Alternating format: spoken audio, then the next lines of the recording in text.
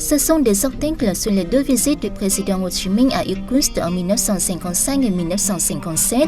À ce moment-là, la délégation de la République démocratique du Vietnam, conduite par le président Ho Chi Minh, se rendit dans le village de Khmutovo en banlieue d'Irkoutsk. Pendant la Seconde Guerre mondiale, c'était un village qui fournissait de la nourriture pour les soldats. C'est pourquoi en 1955, l'oncle Ho fut amené ici pour visiter une ferme exemplaire.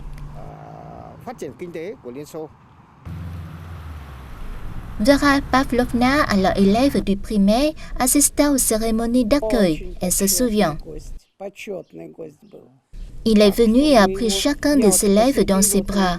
Nous avons mis des foulards rouges sur ses épaules. J'ai toujours en mémoire son visage lors de cette journée-là. En plein centre de la ville d'Irkoutsk se trouve l'Université de littérature, de langues étrangères et de communication de l'Université d'Irkoutsk. En 1969, après la mort du président Ho Chi Minh, l'école a été renommée Université de langues étrangères Ho Chi Minh.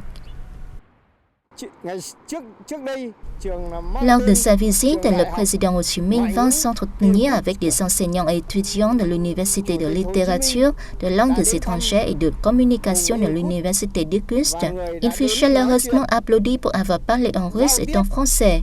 Après sa mort en 1969, l'Université de langues étrangères demanda aux autorités vietnamiennes et russes de la renommée École Ho Chi Minh. L'un des autres endroits que le président Ho Chi Minh visita fut la centrale hydroélectrique d'Irkoutsk sur la rivière Ankara.